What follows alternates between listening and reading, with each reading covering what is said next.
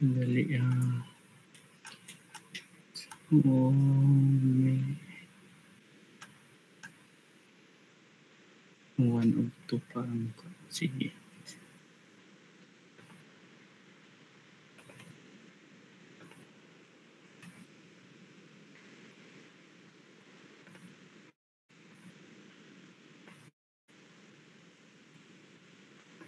Okay, so let's start.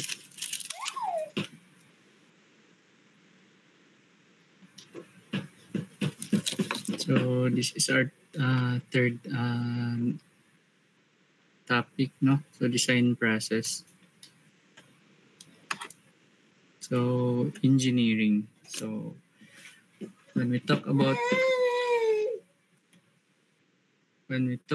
engineering, so it is a professional art of applying science to the efficient conversion of natural resources for the benefit of mankind. Thus, engineering requires, above all, creative imagination to innovate useful application for natural phenomenon. So when we talk about engineering, no, kamo engineering man inyong gikuha, diba? So kuan din ni siya professional art nga atong i-apply ang science, no? Conversion of natural resources for the benefit of mankind. So manang kung makabantay mo, so before gud mahuman inyong before mo graduate, no, na gud mo yung thesis, no. Okay, kana yung thesis, it is a very useful, no, kay base wala ta kabalo thesis ninyo karon nya ma-apply di siya sa puhon-puhon, no, which is it can be very useful sa future, no. Kay it requires creative imagination man. So depende man na siya sa inyo, no, kung sa inyong masabutan nga kuan topic sa inyong thesis, no, kung para asa. So ingana. So the entire process of structural planning and design requires not only imagination and conceptual thinking, but also sound knowledge or judgment of science of structural engineering, besides the knowledge of practical aspects such as recent design codes and bylaws, backed up by the ample experience, intuition, judgment, and keen observation. So ang process sa structural planning and design, so dili ra siya kanang imagination ra, no, or kanang mga mahuna-hunaan ninyo.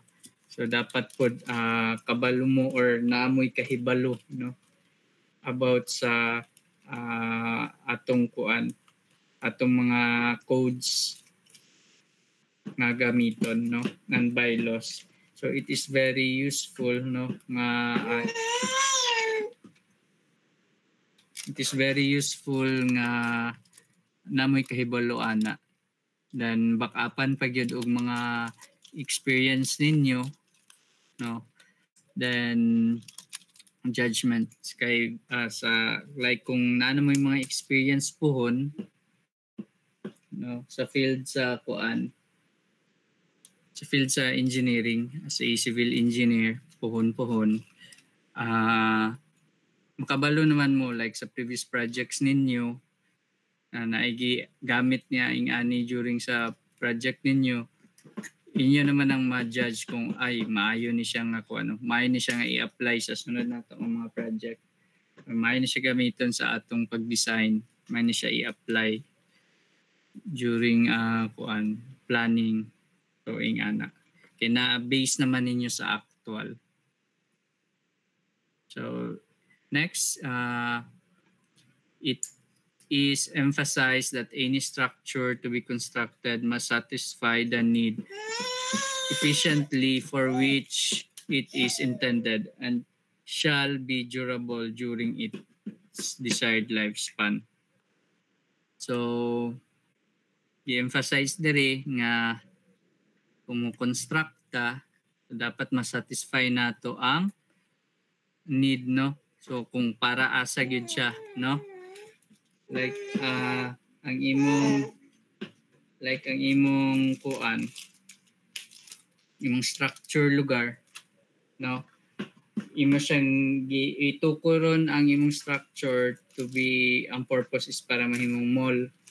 And dapat pag design nimo ana or pag construct na ana, dapat mall gid siya og resulta, dili kay nag-construct na dikit kayo ang mga poste, so nahitabo piot kayo, so dili siya comfortable sa mga kuan, sa user, no, sa mogamit sa mga mosulod sa imong mall.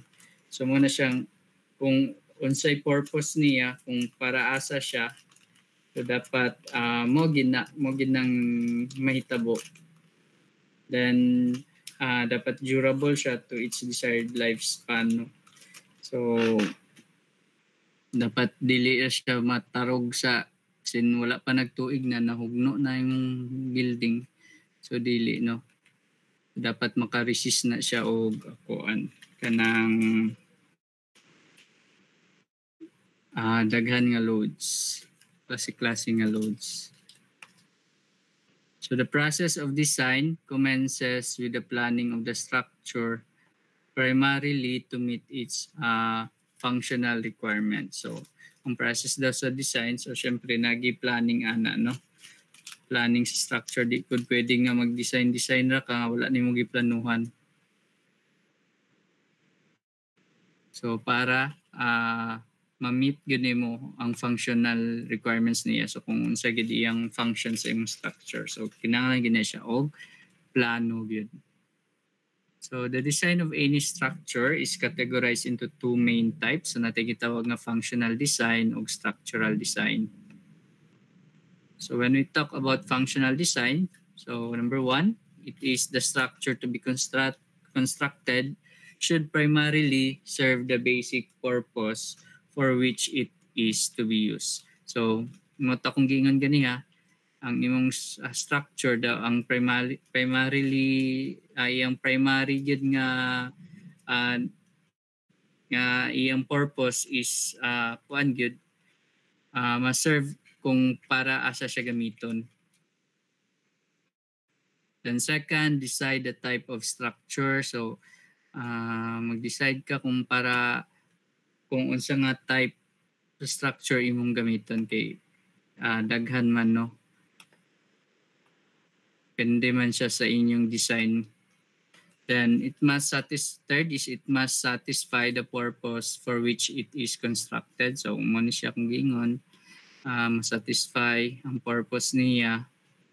The next is it must meet the requirements of the user. So kani siya very important, no? Dapat yun ma-meet yun ninyo ang gusto sa user or gusto sa tag-iya. Kaya dako kayo na siya nga problema if ever dili mo magkasinabot sa tag-iya. Dako gid ang chance nga di ninyo mahuman ang project. So dapat during planning pa lang magkasinabot mo.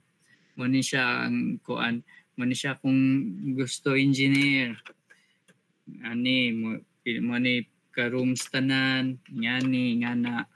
So dapat mo na imong i-plaster. If ever naamang gani, gusto na ko walaon ning poste diri. Then ikaw nga kabalo ka nga kung walaon nimo ng poste is makakos siya og danger sa user. So i-explain nang pa nimo og tarong nga, sir, dili na to na siya pwede tanggalon kay maka-create siya og maka-create siya nga madelikado ang atong structure. So mag-suggest din ka if ever na kay gusto niya nga hawa ni ani siya nga portion, so suggest din ka, sir, pwede ngani atong buhaton para kuan. So meet in between na lang mo, no, para mapadayon ang project. So ingana. So as a designer, so kinahanglan pud ka magpauyon-uyon sa user or sa owner. So the fifth is it must have a pleasant look and the aspects of aesthetics must be looked into. So isa na siya sa inyong bantayan, no? Dapat na ang aesthetic, no? Kani siya kasagara ang architecture man ang gapuan ani. Nani siya sa ilaha. So dapat when you design, dili nimo na siya kalimtan. Basin sobraan ra pud ka simple ang imong design, no? Dili na elegant tanawon, no? So when you design, so dapat imo gyapon consider ang itsura sa imong structure. Kay isa po na sa gusto man sa owner nga gusto niya sa tatanawon yung structure. So ana. So moto siyang sa functional design. Next is structural design. So once the form of the structure is selected, the structural design process starts. So kung naka-select na mo og structure mo na ning kuan, ano kung gusto ng structure, so nagsugod na ang kuan structural design process ana. So structural design is an art and science of understanding the behavior of structural members subjected to loads and designing them with economy and elegance to give a safe, serviceable, and durable structure. So ang structural design DI, so it's an art and science nga mooy kanang imong pagasabton ang behavior sa imong structure, labi na kung mo carry na siya og load or naanay mo hapak ng mga load sa iya. So dapat ma-design nimo na siya or mabalaan nimo nga ay ingani pagkusog kayo ang hangin, so dapat diri di ay nakoy mga opening dari para dili ra kayo delikado ang akong kuan structure. Ay duol ko sa fault line, dapat ingani di ay mo na akong footing nga gamiton ingani.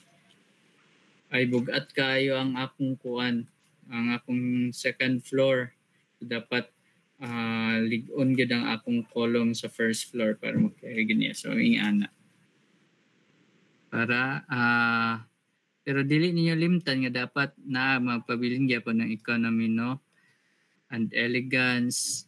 So dapat dili ra pud tantong overpriced ra pud kayo ang imong kuan, imong structure.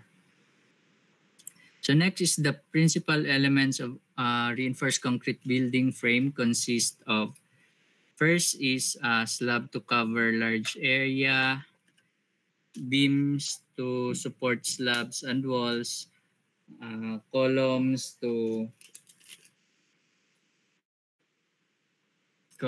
support beams, then footings to distribute concentrated columns loads over a large area to the supporting soil such that the bearing capacity of soil is not exceeded. So mana siya sa atong reinforced concrete, so naamang gyud si slab to cover large area. So mao gyud yung pinaka main purpose, no, kay ang flooring nimo slabs mo slabs mo diya siya mo cover sa large area. Then ang mo carry sa imong slab, syempre kinahanglan mong gid og kung kinsa ang mo carry sa iya. So mo na dahil na si beam. So kung naa na si beam,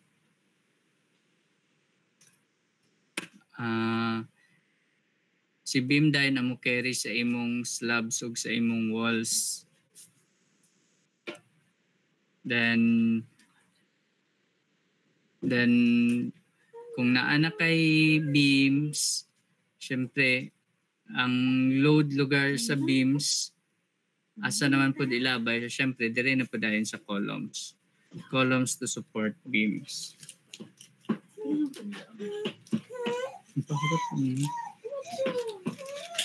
Then next is kung naa na ang loads nimo sa columns, dire na dayon ilabay na dayon nimo siya sa imong footing para ma-distribute ang loads. Kay ang load sa column is concentrated load mo gud mong ihapak sa column.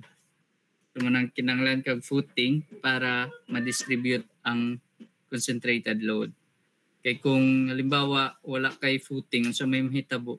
So syempre dili makaya sa soil ang imong load. So malubong na siya imong column. So manang na kay footing or kanang pad, gitawag na nga pad. Kay para na ma-distribute ang load, then ma-carry dayon, makaya dayon sa bearing capacity sa imong soil. I think na siya sa inyong foundation. Discuss na siya sa inyong foundation ng bearing capacity or kanang footings. Then, in a frame structure, the load is transferred from the slab to beam, from the beam to column, and then to the foundation and soil below it. So take note, a frame structure implies that the frame should be erected and then the wall should be constructed. It is a wrong practice to cast the floor beam on the wall, thereby saving in bottom formworks and further reducing the midspan steel. In such a case, some load from the floor beam is bound to get transferred to the wall and the system does not act as a frame structure in true sense. So, any idea unsay pasabot niya? Sige daw. So, may naikuan di. Idea lang.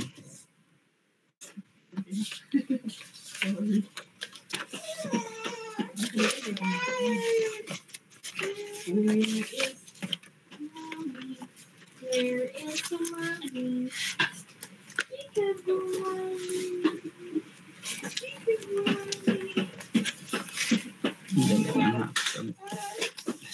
Sige, tanaw na to. So, any idea lang?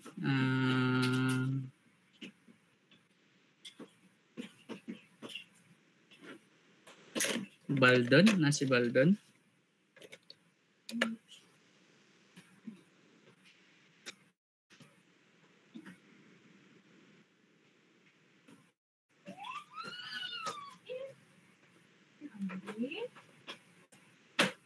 Baldon na ba? Na. So, any idea? So, unsa lay gipasabot sa kuan sa iyang ginote.